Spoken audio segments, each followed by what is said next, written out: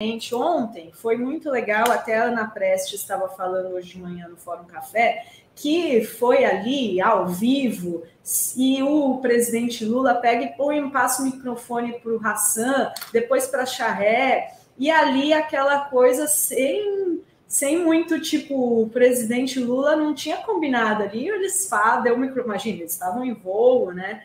Então foi bem espontâneo, bem emocionante mesmo. A gente tem a fala do Hassan, a gente separou aí os melhores trechos para você e vamos colocar aqui, então, o Hassan, que ficou reconhecido por passar os vídeos, mandar vídeos da situação de Gaza, do que estava acontecendo lá, e ele aproveitou a palavra para denunciar mais o que acontece em Gaza e pedir para o presidente Lula repatriar outros brasileiros, mais uma lista que ficou de pessoas que estão lá ainda. Vamos assistir. Vocês que a chegada desse 10º avião aqui no Brasil é o coroamento de um trabalho muito sério que a gente deve a muita gente que trabalha no governo, deve à aeronáutica brasileira, deve sobretudo ao ministro das Relações Exteriores, que fez um trabalho excepcional, sobretudo quando assumiu a presidência do Conselho de Segurança da ONU. O Mauro teve um papel extraordinário. E a todos os companheiros que estão aqui, sabe, o comandante da Aeronáutica, o nosso comandante da Marinha, o nosso ministro dos Direitos Humanos, o Celso Amorim, o Flávio Dino, nosso companheiro Márcio, nosso companheiro ministro Mauro, nossa ministra da Saúde, a Janja, ao Paulo Pimenta, que ligava todo dia. E eu, antes de dizer algumas palavras, eu queria... eu mandei chamar o Hassan aqui, porque o Hassan, ele mora em São Paulo, ele foi a um casamento da irmã na faixa de Gaza, e depois de 3 dias que ele estava lá, depois do casamento, aconteceu os ataques e ele, então, ficou preso. Eu tive a oportunidade de falar por telefone com ele uma vez, e prometi para ele que a gente ia fazer todo o esforço possível para trazer todas as pessoas que quisessem vir para o Brasil. E antes de eu falar, eu queria que o Hassan pudesse dar uma palavrinha. Como é que você está se sentindo ao retornar ao solo brasileiro? Boa noite, gente. Queria, a primeira coisa, agradecer ao presidente, governo federal, Força Aérea, Imarati, todos vocês pela essa força, apoio.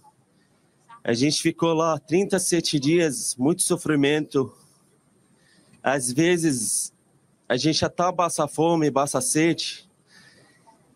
Queria também agradecer a Embaixada do Brasil. Na Ramallah, eles deram bastante suporte para nós, alimentação, recursos para a gente comprar comida. Queria também agradecer ao presidente. Tinha falado com ele mais de 10 minutos quando eu estava lá. O que está acontecendo lá, na verdade, é um massacre difícil para todos vocês entender o que a gente passa lá. As bombas caem no todo lado.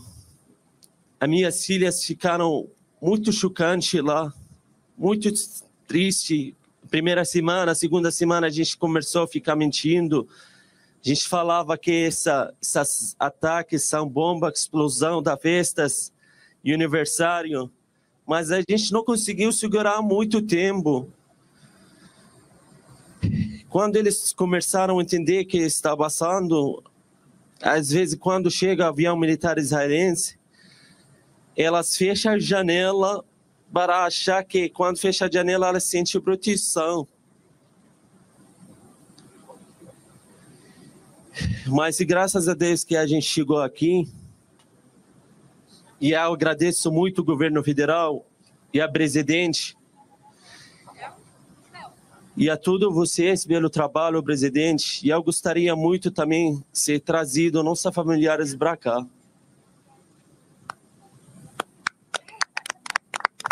Você veio... Não, você me disse que tinha a mãe e a irmã que queriam vir para cá. E eu falei para você que podia trazer, que a gente aqui, tem até gente aqui no aeroporto para começar a trabalhar a legalização da entrada dela no Brasil. Sua mãe não veio nem sua irmã. Só na segunda lista. Só na segunda lista. São 2 listas. Aham. Mas elas não vieram porque não quiseram, porque não deixaram? Não. Até agora, ela não veio por causa da não aprovação da segunda lista. Ah, tá bem. Então, Mauro, temos que continuar brigando pela aprovação da segunda lista. Tá? Saddam, bem-vindo ao Brasil, Obrigado, querido. presidente. Obrigado mesmo. Até uma... Você vê que aí foi ao vivo ali, né, Rovai? E o Lula prometeu, vai continuar brigando para trazer todos os familiares, parentes dos brasileiros palestinos que estiverem lá e que quiserem vir ao país, né, ao Brasil. Então foi emocionante, chama ali o Mauro Vieira, né, Rovai, o ministro das Relações Exteriores, para continuar trabalhando para isso. Cara, deixa eu só comentar uma coisa aqui. Muito emocionado com o momento que ele fala das filhas, os filhos, não sei se são filhas ou São filhos. 2 menininhas crianças. 2 meninas.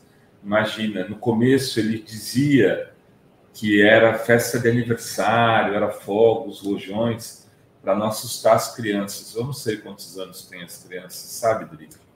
Então, pelas fotos, ó, tem 2 e 5, por aí, Tá. ó. Criança quase bebê. São pequenas. Criancinha, né? Não é criançona que nem o Luca.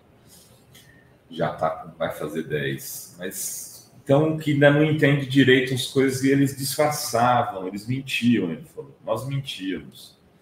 Mas aí elas começaram a entender as coisas aos poucos.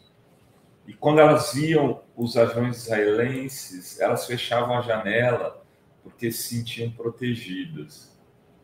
Cara, o que é a vida de uma criança numa guerra? A gente está falando das crianças que estão morrendo, que é evidente que mais choca as cenas, as imagens, mas as que estão vivendo estão marcadas para o resto das suas existências. E Israel está produzindo. Se eles falam que os palestinos usam homem-bombas, né? Porque, obviamente, se você só se transforma em homem-bomba, você não tem condição de combate com o outro, então você entrega a sua vida para tentar criar um prejuízo no inimigo. É só por isso que as pessoas... Até os kamikazes, eles não tinham mais alternativa na guerra, então explodiam um avião para tentar criar alguma coisa. E mandavam os aviões kamikazes ali, era a alternativa. Quantos serão produzidos, Dri, no ódio do que eles estão vendo hoje? O que isso não vai produzir? Eu temo muito pelo futuro também, não só pelo presente. Sim, né? É muito complicado, né? Essas crianças, né? E, assim, a gente tem agora outro depoimento da garota Shahed, de 18 anos, que também ficou conhecida aqui entre os brasileiros que acompanharam esse drama desse grupo de brasileiros palestinos que, né, até o retorno ontem, infelizmente, ao Brasil, e ela fez vários vídeos denunciando a situação que ela estava passando em Gaza, e o presidente Lula também passa um microfone para ela dar o seu depoimento, e olha só o que ela diz como ela teve medo de morrer em meio à guerra. Eles perderam tudo, Rovai. Esses brasileiros estão chegando aqui, eles tiveram as casas bombardeadas, eles perderam tudo, eles perderam amigos, parentes, familiares. Põe o vídeo da Shahed, Guilherme, por favor. Olá, Brasil, boa noite. Para quem não me conhece ainda, meu nome é Shahed El-Banna, eu tenho 18 anos, eu sou brasileira e eu morava na faixa de Gaza por 1 ano e meio. Eu fui na faixa de Gaza porque eu estava morando aqui em São Paulo com a minha mãe, mas ela teve câncer e ela estava passando mal. Aí a gente teria que voltar para Gaza para ela despedir da família dela lá. Infelizmente, ela faleceu quando chegamos lá.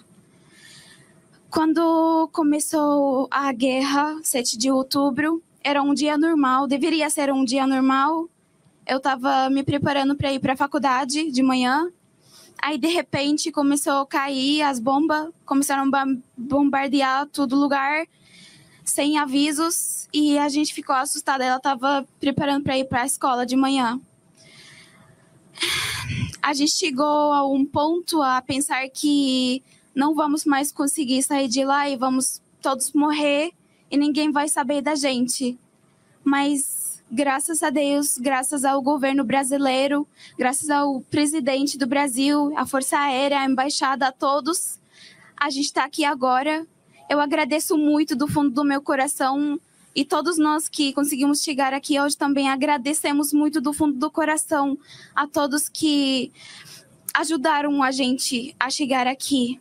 Eu até agora não estou conseguindo acreditar que eu estou aqui, eu estou viva ainda. Achei que eu ia morrer.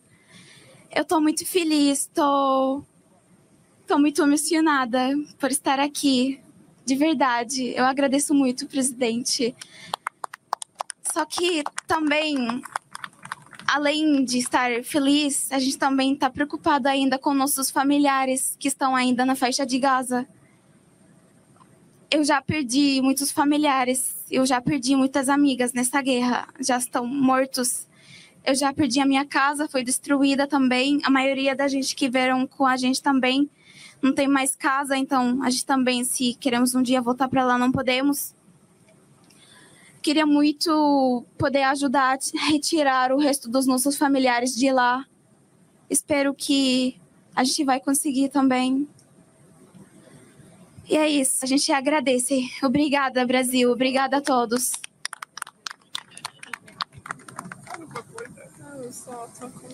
Ela tinha. Olha, primeiro um compromisso com você, com a sua família, que a gente vai tentar fazer todo o esforço que tiver ao alcance da diplomacia brasileira para a gente tentar trazer todos os brasileiros que lá estão, sabe, que querem vir para o Brasil. Inclusive, alguns companheiros que tinham parente, eu pedi para trazer os parentes, mesmo que não fossem brasileiros, que a gente trataria de legalizar as pessoas aqui no Brasil. Tá? Mas nós vamos tentar, ainda tem gente para trazer da Cisjordânia, tem mais gente na faixa de Gaza. O Hassan disse que tem uma segunda lista.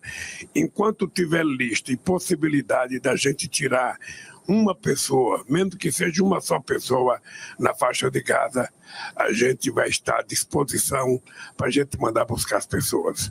Nós não vamos deixar nenhum brasileiro ficar lá porque o governo não vai cuidar. Nós vamos cuidar como se fossem, mesmo que seja, sabe, nascido lá, seja palestino de origem, mas para nós a gente vai buscar, se os parentes estiverem aqui, pedir, a gente vai tentar trazer. Aí, depois ele faz uma crítica bem dura, infelizmente acho que cortou, né, Gui, mas ele faz aí depois uma crítica bem dura a Israel. Ele equipara o... Seria legal essa crítica. E aí ele até colocou no Twitter um trecho, ele diz, né, hoje a alegria para o Brasil receber os 32 repatriados da faixa de Gaza, entre crianças e adultos brasileiros e seus parentes palestinos. Não descansaremos até que todos que quiserem retornar estejam em solo brasileiro. E depois ele diz, ele faz uma crítica bem severa, comparando o que o Estado de Israel está fazendo ao que o Hamas cometeu em 7 de outubro. Aos 78 anos, olha só o que o Lula fala na sequência, ali para os brasileiros que estão chegando. Inclusive, o Lula diz que eles tentaram uma proposta na ONU e que só 2 países não votaram,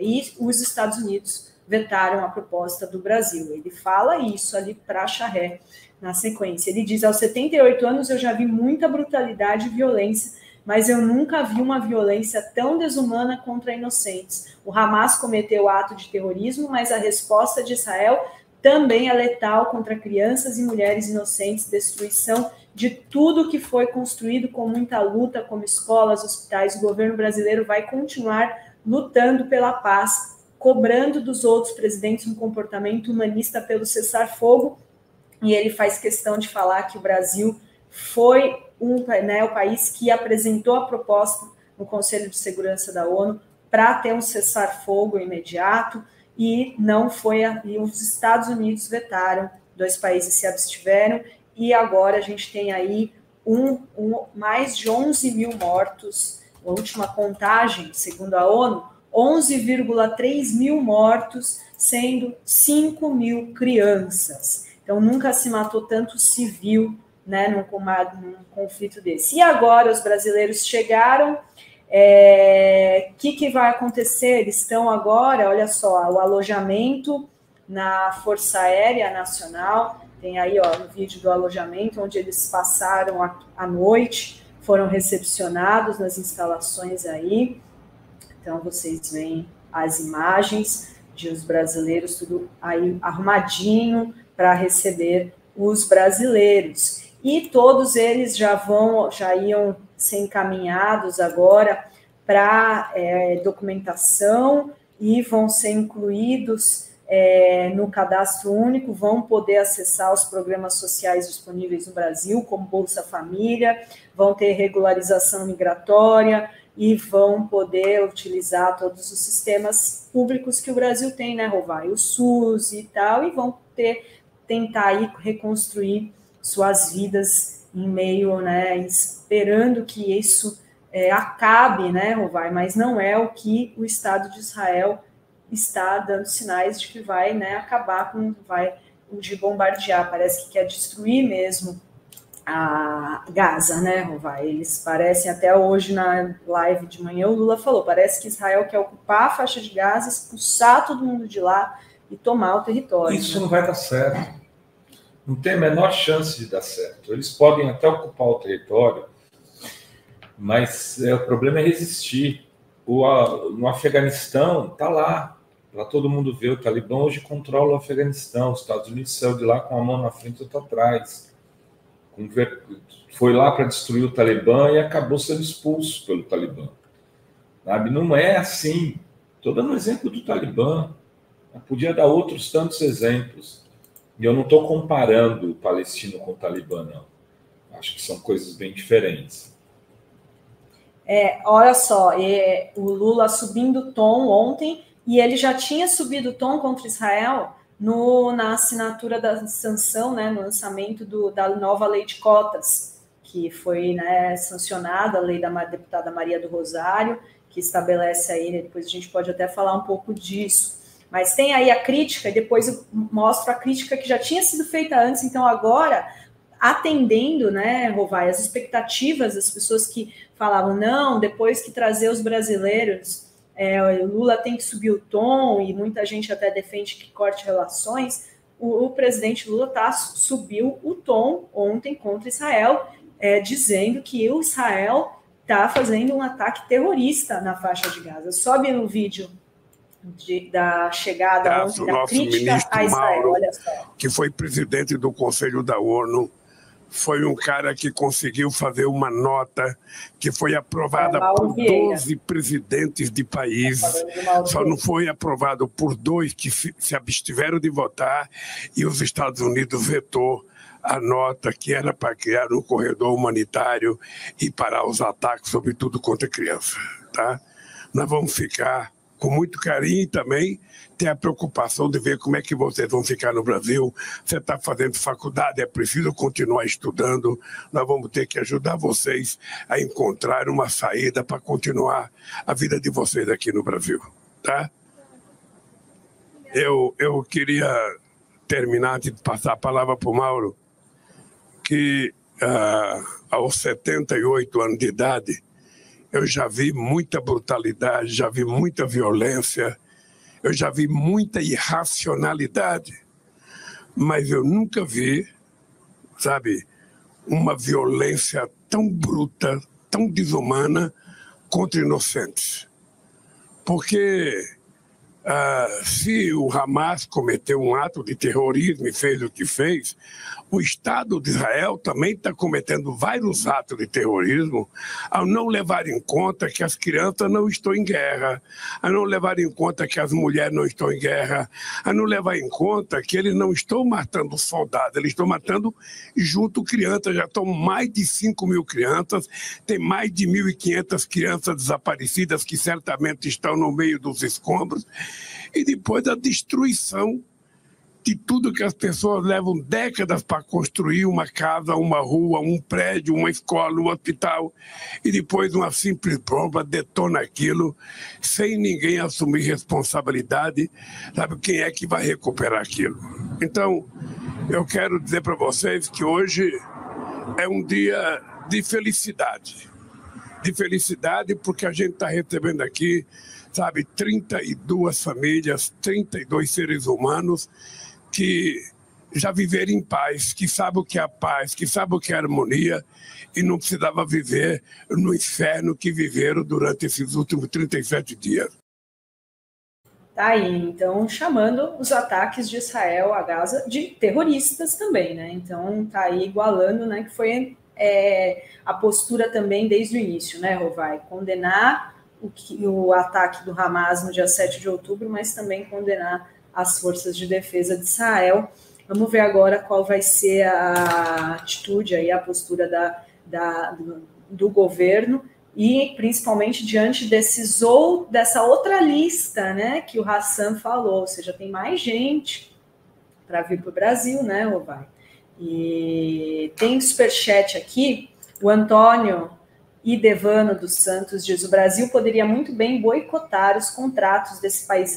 Vamos mexer no bolso também, para ver se sente, né, mexendo no bolso, Antônio.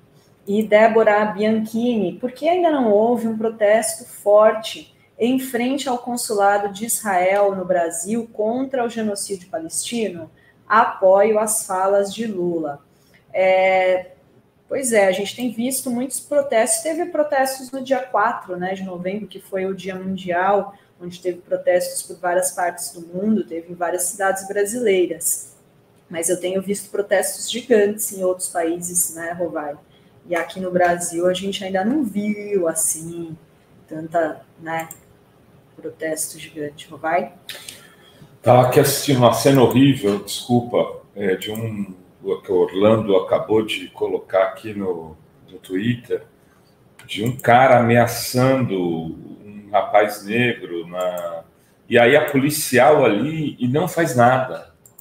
O cara ameaçando com uma arma em punho, na frente de uma policial feminina, o que e às vezes a gente fala que a gente só acha que o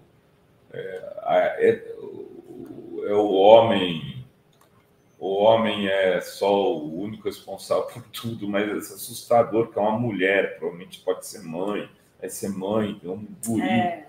Tá assustador, muito assustador aqui.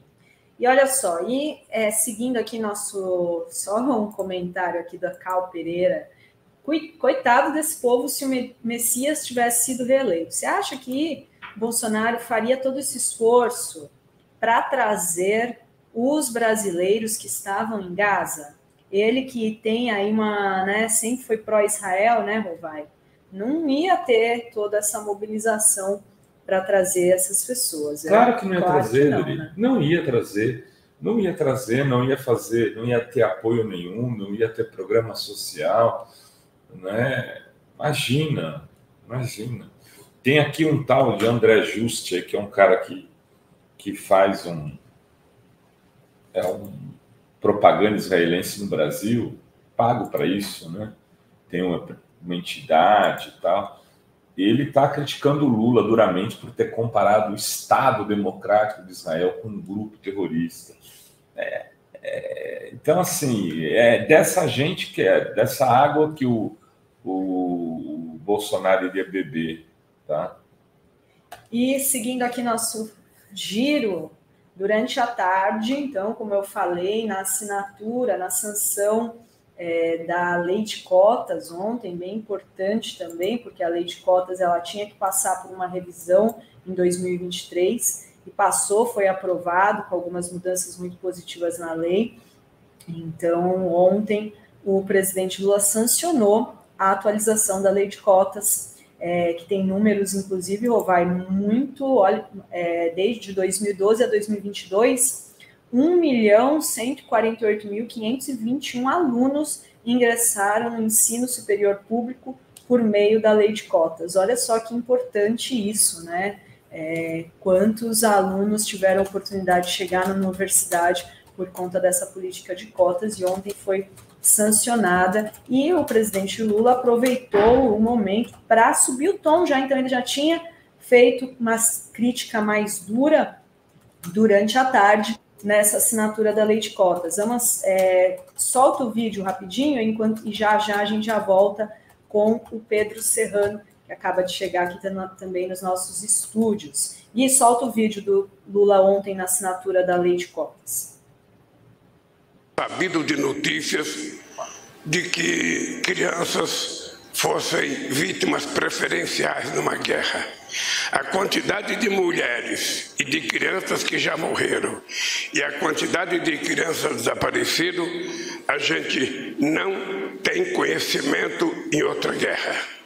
Nessa guerra, depois do ato provocado, e eu digo ato de terrorismo do Hamas, que provocou um ato, as consequências da solução do Estado de Israel é tão grave quanto foi a do Hamas, porque eles estão matando inocentes, sem nenhum critério. Sem nenhum critério. Joga bomba onde tem criança, onde tem hospital, a pretexto de que um terrorista está lá, não tem explicação.